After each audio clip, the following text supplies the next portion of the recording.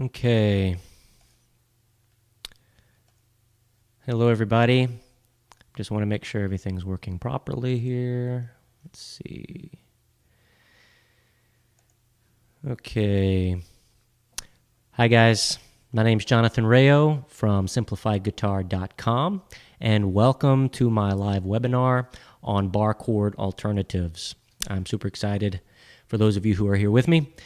Today is Friday, September 29th. It is 12 p.m. Central Standard Time, so this is live for those of you who are here right now. There may be some of you watching the replay, which is only available today, but after I go through everything, I'm going to be taking some questions from you guys. So if you have any questions about the guitar, about learning the guitar, feel free to post that in the live chat section down below, and I'll definitely get to those questions at the end, okay? So I am going to be going over with you guys some bar chord alternatives. I'm also going to be giving you 5 steps to successfully learning the guitar, okay? Some bonus material I'm going to go over with you guys. Just to help you to successfully learn the guitar. If you're trying to learn, maybe you've already tried to learn in the past and you failed, maybe you're still having trouble even playing your first song, I'm going to try to help you get over that stuff today, okay? Before I go into any of that, though, I want to let you guys know that I have something special just for those of you who are here for the live webinar, okay? This special thing that I will announce later at the end of the webinar is only available for today, okay? It ends tonight at 11:59 p.m., okay? So you want to be sure to wait, stick around to the end of the webinar so you can hear about that, okay? It's a great opportunity for you guys who want to learn the guitar, right, and be successful at it. So I'm going to explain that to you guys, that special thing I have for you at the end, okay? So now, let's get into today's content, which is bar chord alternatives. Now, I get a lot of flack from people, from professional musicians, when I say that people don't need to learn bar chords. Now, let me start off by saying that bar chords are not evil. I don't think they're evil. I don't think they're bad. In fact, I think bar chords are good. I think they're useful for people who want to go a little bit farther. You want to go deeper. Maybe you've been playing for a while and you want to kind of expand your knowledge of chords. Bar chords are a great place to go, okay? They make you more of a well-rounded musician, and they're great to learn at some point, okay? But when you're just starting out playing the guitar, you should not learn bar chords, okay? You can successfully play the guitar without them, okay? And that's not a lie. You can go to my song library, simplifiedguitar.com/song library, and there I have over 100 tutorials of popular songs from Bob Dylan, John Denver, Johnny Cash, and so on. And every single one of my song tutorials, I do not use bar chords, and I come out with 2 new song tutorials every week, okay? No bar chords. So it is possible to successfully play the guitar without bar chords, okay? Also, in my experience in teaching other people how to play, I typically see people struggle in 3 areas, and number 1 is bar chords. To me, that is the area that people quit the guitar the most, is when they get to bar chords. Second is chord transitions, and the third is strumming, okay? So today we're talking about bar chords, and we're going to completely obliterate that obstacle because we're not even going to use them at all, okay? I'm going to be teaching you some alternatives. I'm going to be using my my Chord Family cheat sheet, and there's a button at the bottom of this page, okay? It's a big orange button that says Chord Family cheat sheet, and this is what it is. It's free. If you just click on that button, you can download this cheat sheet. These are the 18 chords that I teach my students to learn first, and the reason for that is they're super easy, okay? There's no bar chords. The transitions are very easy to make between these chords, and with these 18 chords, you can play literally thousands of songs, and I'm not kidding, because every song in my song library, I only use these chords, these 18 chords, okay, and no more. And I do that just to prove to people that you can play a lot of songs with a very small amount of chords, okay? It's possible. So get this chord family cheat sheet. It's a great place to get started, okay? Now, why is that? Well, now, if you look at this cheat sheet, you'll notice that if you've ever tried to learn the guitar before, you'll notice that there's a lot of differences between the chords here, these variations, and the ones that you may have been told to learn first. Now, the reason for this is I like to teach chords as a family, okay? And the reason for that is that music, when you play music, you're never going to play a song that's only made up of one chord, okay? Music, songs are made up of multiple chords, okay?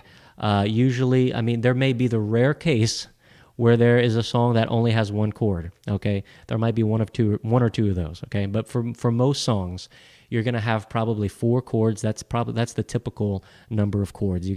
Most songs have 4 chords. Some have maybe 2 or 3. Some have maybe 5 or 6. But most of them have 4, okay? Now, the reason that songs will not have more than that is because music is written within the parameters of musical scales, okay? If you've ever taken a day of music in school, you might remember that the whole concept of musical scales. And every scale, no matter what key it is, has 7 notes, okay? Every scale has 7 notes, and music is written within that. Now, when it comes to guitar, when it comes to playing rhythm guitar, you never are going to need the 7th note, because the 7th note is never going to be a primary, it's never going to be a big player in a song, okay?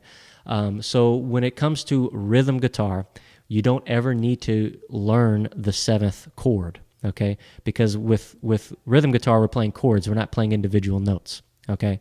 Like for lead guitar or maybe the piano or something like that. So for rhythm guitar, we're playing chords, and we're never going to need that 7th note, so that leaves us with 6 chords that we need to learn per chord family or per key, all right? But when it comes to guitar, what we can do is we can narrow that down to just 3 chord families, which is what I have here. These 3 chord families, the G chord family, E chord family, and C chord family. And with just these 3 chord families, you can play in any major key, and the way you do that is with a capo, okay? So you can use a capo to transpose, and you can play in any major key with just those 3 chord families. That's 18 chords, right? So that's the quick explanation of these chords that I use. Now, the other thing is that within these chord families, because a song is going to be made up of the chords within a family, what we can do is learn these chords. We want to learn chords, these particular variations that fit better within a chord family. So let's look at the E chord family, for instance, okay? So this E chord family right here, E is the root chord, okay? Every other chord in here, we can use a variation that fits better with the E chord, okay? And what that's going to do, it's going to do 2 things for us. Number 1, it's going to make transitioning easier. And number 2, it's going to make the song more unified, or the progressions that we use within this chord family are going to be more unified because they have overlapping notes that make the progressions unified. So let me give you an example. Let me pull up my screen. So let's look at that E, and this is the traditional E, right? And then the A, the traditional way to play the A is with your 2nd, 3rd, and 4th finger here on the 2nd fret, okay, on the D, G, and B string, like this. Now, if you look at my chord family cheat sheet there, I don't play the traditional A. I use A2, which is your 3rd and 4th finger on the D and the G string. And the reason for that is, like I said, the transition is so much easier to make when you're transitioning from the E to that A2, because all you're doing is from the E, you're taking your pinky, dropping it down on the on the G string, and then you're picking up your 2nd finger. Okay? So a super easy transition, as opposed to going from the E to picking up your all the fingers and moving them down to the A2. Okay? It's a very subtle difference, but that makes transitioning a lot easier.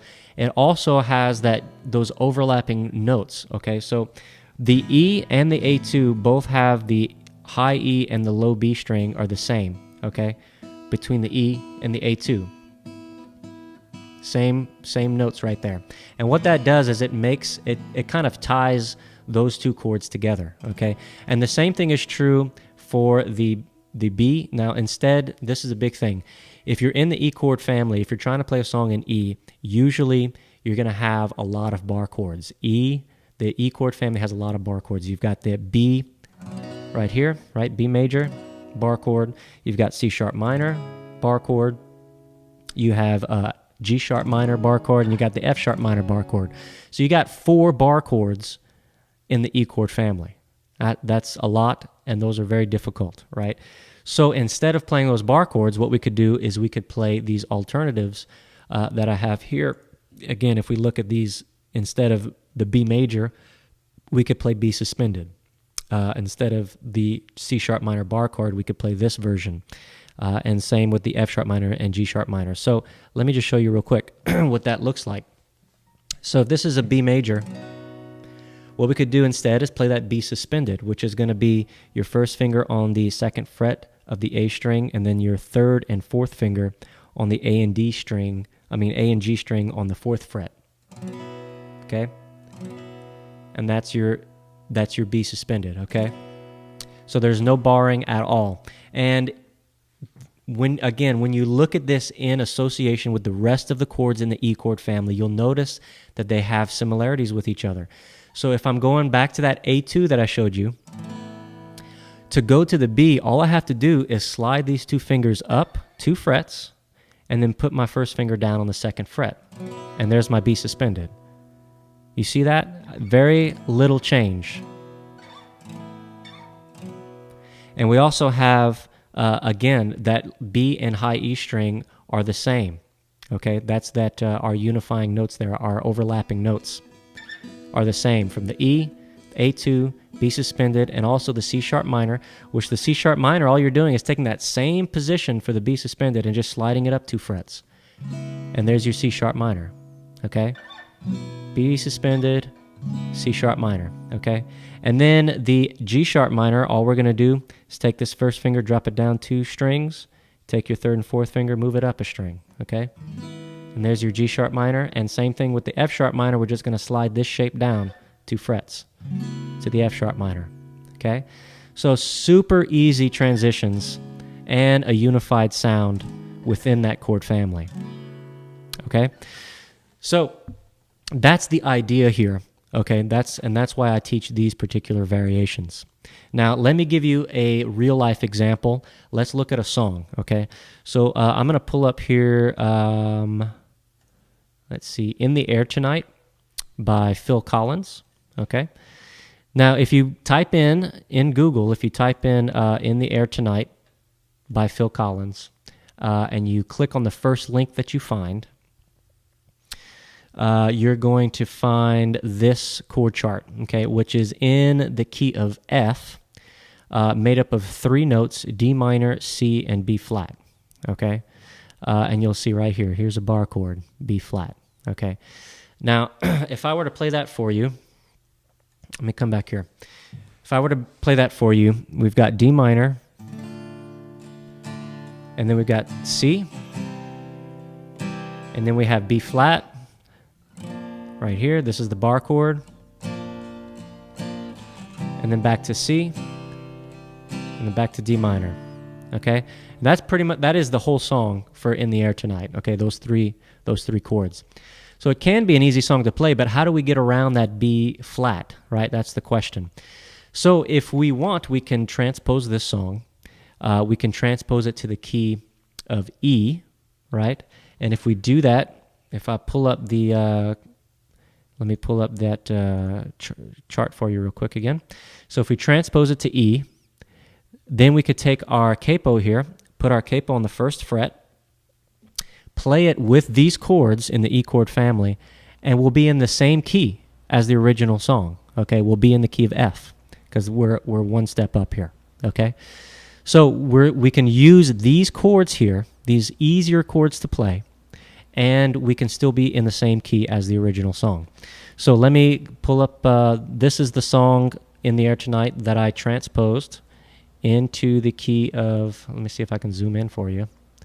Why is it not letting me zoom in? Oh, well, I hope you can see it.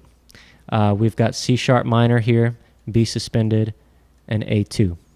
Okay, so if I were to play that for you, let me pull up so you can see. Again, I'm using these alternatives, right? I'm not using bar chords. So we have, I can feel it coming in the air tonight, oh Lord,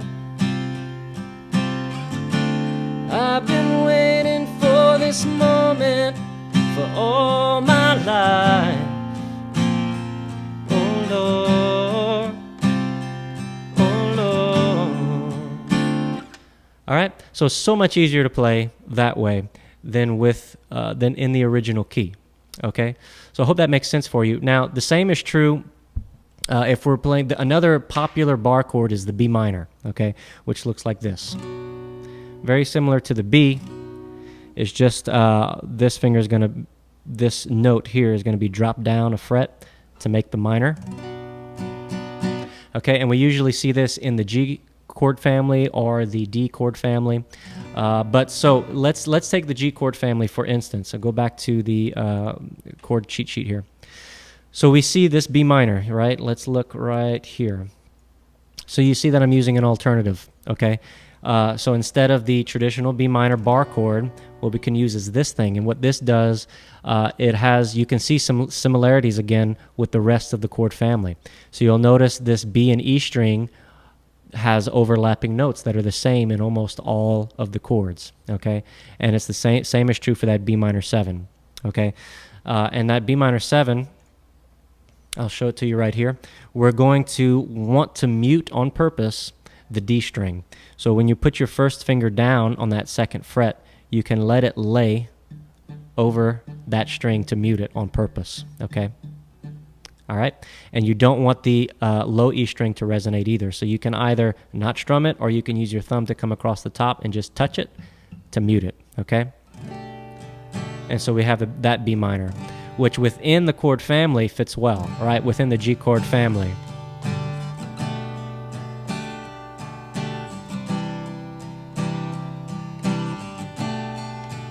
Okay, now if you were to try to play that B minor in another family, in another chord family, it wouldn't work, right? Because we're talking about how these bear similarities with each other, and they have those overlapping notes to help them fit together, okay? So you can't play this variation in another chord family or in another key, let's say, okay? So, but again, like I said, you can play a lot of songs with just these 3 chord families. You don't need to learn any others when you're just starting out. Start here. No bar chords needed. Okay, start here, get yourself some success in playing some songs, and then in the future you can move forward, expand your library of chords. Okay, now what I want to do for you is I want to give you some pointers. I want to give you a few steps that you can take to get some success in learning the guitar. Okay, so I'm going to give you 5 steps to doing that. Let me see. Let me pull this up for you real quick. All right, so step number 1. 5 steps to learning the guitar. Number 1 is set a goal, okay? Now, what I mean by that is, what is a goal that you want to achieve in learning the guitar, okay? Maybe it's playing for that family reunion this coming summer, or maybe you know, for that Christmas celebration. Maybe it's playing for your spouse for your next anniversary. Maybe it's playing for your son's birthday. Whatever it might be, set yourself a goal, right? And it will help to motivate you. Okay, this is very, very important. There's a person in my Simplified Guitar beginner course. Her name is Lori, and she has a great goal, which is to surprise her nephew by playing a song for his wedding in 3 months. Okay, so right now she's trying to learn that song so she can surprise him and play the guitar and play that song for his wedding, which is really cool, right? So that's an example of a great goal to have, right? Another example, another one of my students in my course is Richard Rush, and he's got a couple of brothers, or his brother and I think his cousin or something like that. They go around and they play at nursing homes, and they play for the elderly. And he would love to be able to join them and play with them, and hang out with them and do that with them. So he wants to learn the guitar so that he can join his brother and his cousins and go play for the elderly at the nursing homes. So things like that. Those are some great goals to set to be able to continue to motivate you to keep playing. This is a great one. I have one of my YouTube subscribers wrote and said that he was raised by his grandparents, and the song "You Are My Sunshine" was their song, right? That's the song that they would sing all the time. They'd sing it to him, and they'd sing it to each other. But just recently, his grandfather passed away, and he wants to learn how to play the song so that he can play it for his grandmother. Now, that's awesome, right? That's right there is a goal that will keep you motivated. So think of a goal like that, something that will keep you motivated to continue to press through those difficult times that you're going to face, because there will be hard times when it comes to learning the guitar, okay? And you need to have that goal in place to kind of push you through, okay? Now, for me, the first time I played and sang in front of people, it was for a Valentine's Day banquet. It was in front of 40 people, around 40, and I was 16 years old, okay? I was very intimidated. I am a huge introvert. I never would have ever thought I'd play in front of people. But that was kind of my gateway into playing in front of people, right? I knew it was going to happen. I was playing with a couple of other guys, and we said, we're going to do it. We told the people, look, we're going to play. It was at our church. We said, we're going to play for the Valentine's Day banquet, and we had it all set up. And so we practiced, and we practiced, and we practiced, and we pushed through because we were motivated, because we knew we were going to be playing in front of those people in those months ahead, right? So that was a huge motivation for us to get better and better. Now, it was awful, I'm sure. If I were to go back and watch that video, I'm sure it was awful. But we pushed through and we did it, right? And that's the important thing, is that you don't flake out because you feel like you're not good enough, or because you're not you're not perfect. You're not going to be perfect. You have to just do it. Push through that fear and do it, okay? That's very, very important. Okay, number 2. Step 2. How do I back up? There we go. Set a practice schedule. Very, very important for you to set a practice schedule. If you just say, I'll practice whenever I have time, you're never going to practice, especially when your fingers are starting to hurt and you're kind of frustrated. You're never going to practice if you don't set a practice schedule. Now, I recommend for my students to practice 15 minutes a day or 30 minutes every other day. Okay, so set your own schedule. Maybe do it early in the morning before anybody else gets up, or maybe late at night, or maybe while the TV's on and the kids are watching TV, or your husband or wife is watching TV. You can grab the guitar and practice. Okay, but set that and have a timer either on your phone or your watch. Set that timer so you practice for 15 minutes, okay, or 30 minutes, depending on whatever you choose. Okay. 15 minutes a day or 30 minutes every other day is the minimum that I recommend. You can always practice more than that, okay? But you don't want to shove all of your practice into one day a week and practice 2 hours on Saturday and that's it, right? Because your fingers need consistency in order to memorize the positions and to build calluses, okay? So you need to practice regularly, not just once a week or once a month or something like that, okay? All right, next. Simplify. Okay, now I've already showed you how to simplify the chords. Okay, you don't try to learn everything all at once. There's a lot of things to learn on the guitar. And this is the typical problem for most people who try to learn the guitar. They try to do way too much. They try to learn way too much up front, and they end up giving up and they get discouraged, right? So you need to simplify. Now, I showed you how to simplify the chords, but you also need to simplify the strum patterns. But you also, that's not just in terms of what you're learning, but in terms of how you're learning, how you're practicing. You need to simplify these things down, okay? Now, for an example, like, well, that's I'm going to get to that in a second, but let's see. Yeah, let me go ahead and do that now. So point 4 is going to get into what I was just talking about, breaking it down. Okay, so when it comes to practicing, you want to break it down. We want to break things down. Now, most areas of difficulty with the guitar are caused by having to do too many things at once. Okay, when you're trying to play the guitar, you're trying to play chords, which if you're just starting out, you're not that great at yet. Okay, you're still trying to learn them. So you're trying to focus your mind on the chords. You're also trying to focus on the transitions, moving from one chord to the next. You're also trying to focus on the rhythm of the strum pattern you're doing. You're also trying to focus on making sure that your pick is hitting the strings at the right distance from the guitar. There's a lot of things to think about at the same time. And if you try to learn all of it at once, you're never going to learn any of it, okay? It's like a circus performer, right? Trying to learn juggling, trying to learn unicycling, and tightrope walking all at the same time, right?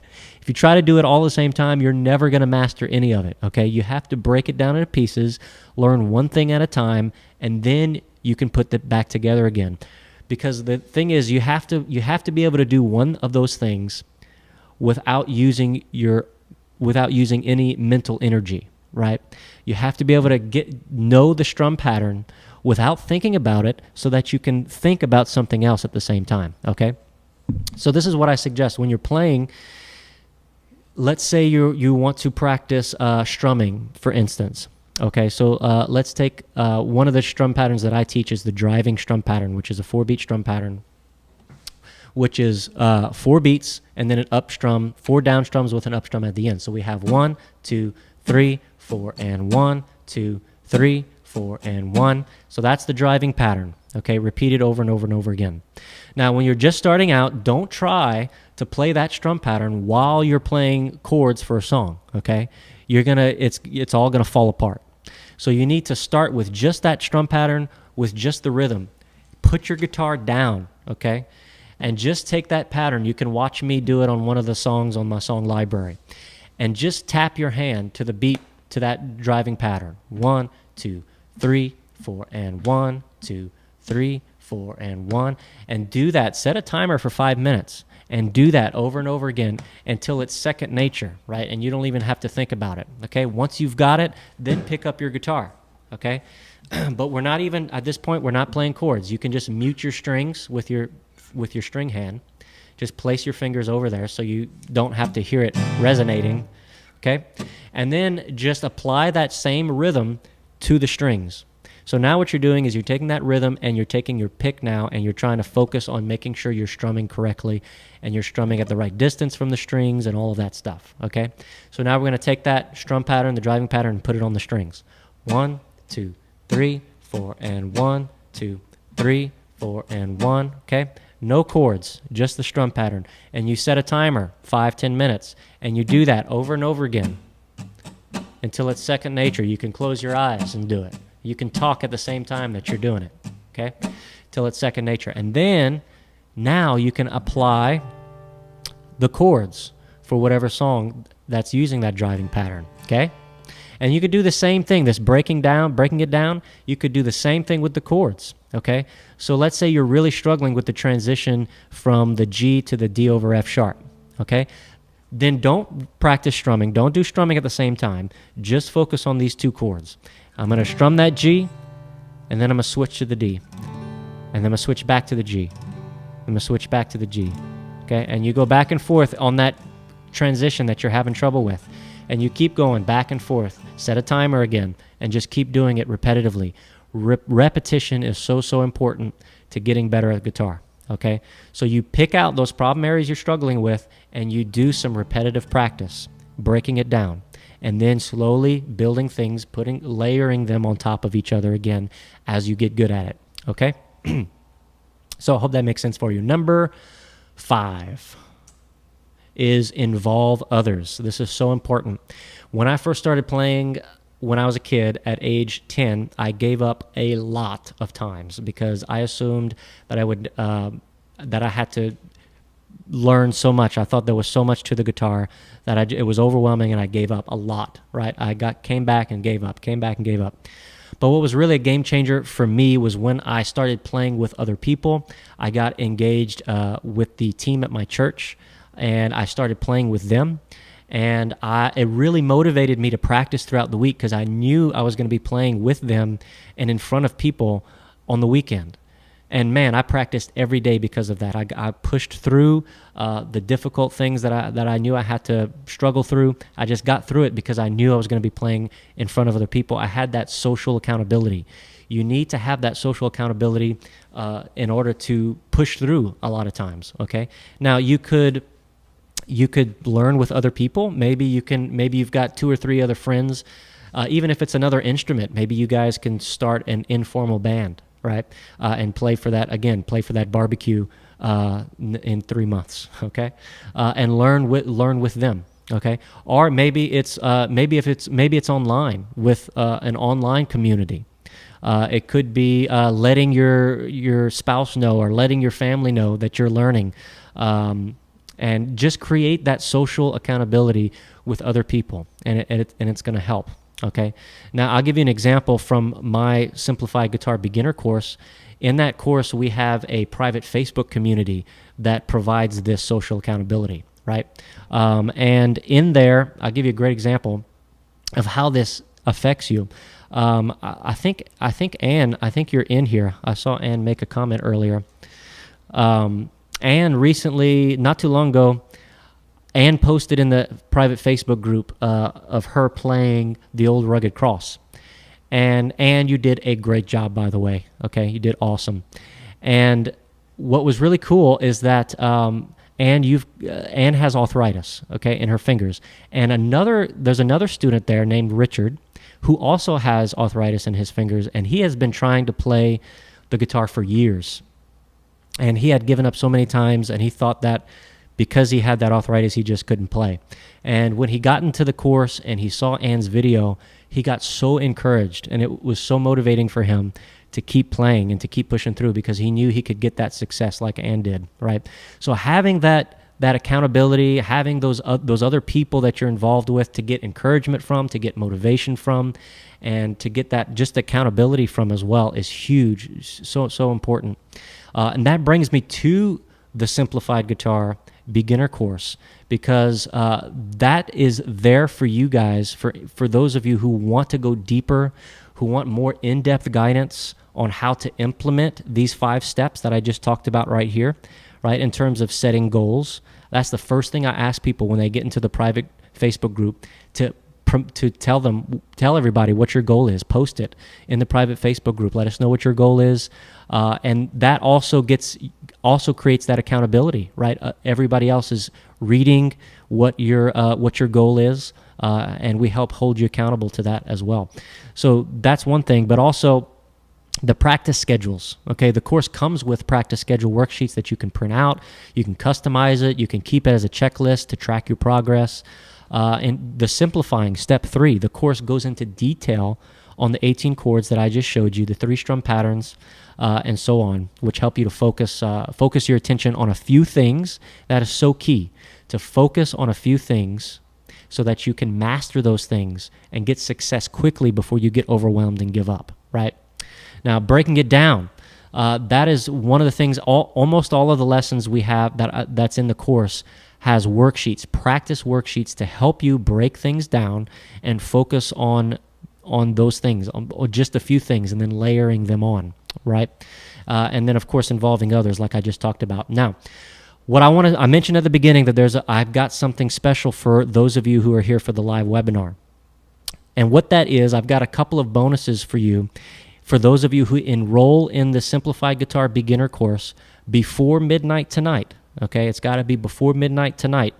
And there's 2 bonuses that you will get if you enroll in the course before that's over. Okay, now, before I tell you what those bonuses are, I will say this. The course is $49, and you get lifetime access to it. Okay, now what's really cool about this is a lot of people pay $50 for 1 hour of private lessons. I know, because I used to charge that. Okay. Now, in this case, with my course, you're getting all of the course material, which are video lessons, worksheets, the private Facebook group. You get lifetime access to all of that. Plus, you get these bonuses. Now, let me explain what the bonuses are. Number 1 is a private lesson with me. Okay, you get a one-on-one lesson with me. You can pick from your time slot that works best for you, and you get 15 minutes to sit with me on Skype, and you get to show me any problem areas that you're struggling with.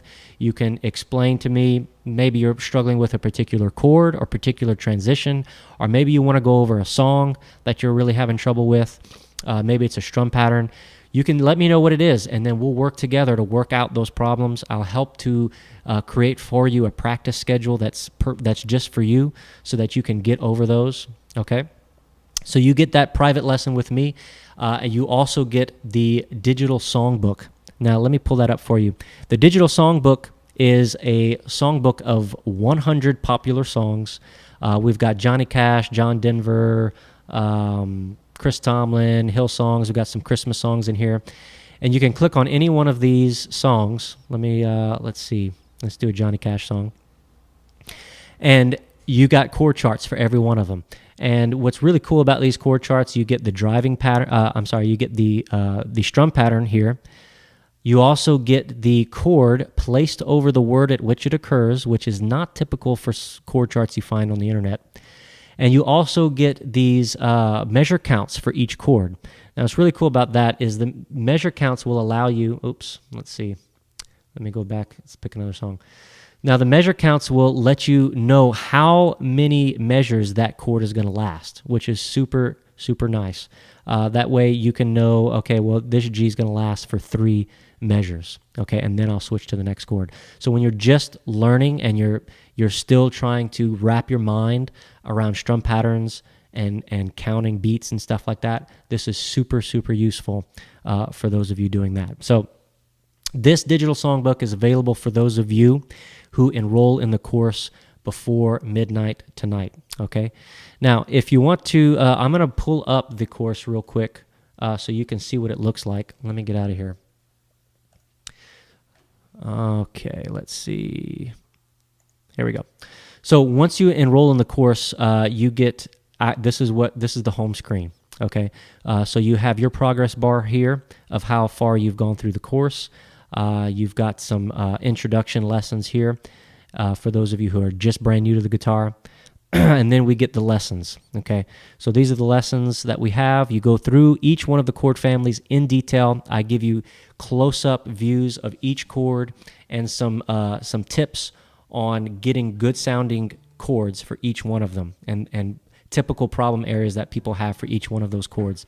And then I go over each one of the strum patterns of the 3 strum patterns here. And then I give you a song to choose from, okay? So if you come to lesson 3 here, you can go in there and you can apply what you learned from lesson 1 and 2 to an actual song, okay? So these are some songs to pick from that use the G chord family and the driving pattern that you just learned. And you can learn any one of these songs that you want, okay? So it's a really, really great way to use songs to learn the guitar, okay? And that makes it fun. All right, and so that's basically what this course is all about. My whole thing is that I want to make the guitar as simple as possible, okay? I don't want to give you hundreds of hours of lessons to go through because that's just overwhelming. It's too much. That was my experience. When people tried to teach me how to play the guitar, somebody gave me this humongous chord book that was the size of a Bible with hundreds of chords in it, and I thought to myself, I don't have time for this. There's no way. And so my whole thing with this course is to make it super easy. There's only 9 lessons, okay? So it gives you a light at the end of the tunnel that you can get through this. So I can finish this. I can get to the end, and then I can have that success, okay? So by the time you get to the end of all the lessons, you will be fully equipped to play every song that I have in my song library, okay, which is over 100 at this point, and I come out with new ones every week, okay? So this whole setup is there to help you, to kind of give you more hand-holding for those of you who want more guidance, you want to go more in-depth, you want to get some personal feedback, you want to have that accountability and those types of things, okay? That's what this course is for. It's not for everybody, okay? I'll say it right up front. If you want to become a professional musician and you want to learn music theory and you want to learn scales and all of those kind of complicated things, I don't go into any of that in this course. So if that's you, then this course is not for you. This course is for those of you who want to learn the guitar more as a hobby. You want to do it just to play songs for yourself or maybe your family and friends. Maybe you want to join a band at your church or maybe with your friends. Then this course is for you. Okay. So if you're on the page here, the live webinar page, all you got to do is scroll down and you'll see the Enroll Now button. Okay. Click on that button tonight. You got to do it before midnight tonight. And you can get those bonuses that I mentioned, okay? The private lesson with me and the digital songbook. Cool? All right, guys, I'm going to take a second here. If anybody has any questions, I'm going to go to the chat section and see if anybody has any questions. Hello, Anne. And Jean, nice to see you. Right. Great. I don't see any questions. I'll stick around afterwards for the live chat. I'll stick around for the live chat and answer any of you guys' questions that you have. You can always reach out to me after this is over at jonathan@simplifiedguitar.com. I'd be happy to hear from you guys and answer any of your questions, okay? And if not, I will hope to see you guys later, okay? Don't forget, you can scroll down and check out more about the course at the bottom, okay? I've got some information for you guys down there, including testimonials and so on. I also want to mention that there is a 30-day money-back guarantee, okay? So there's no risk to you.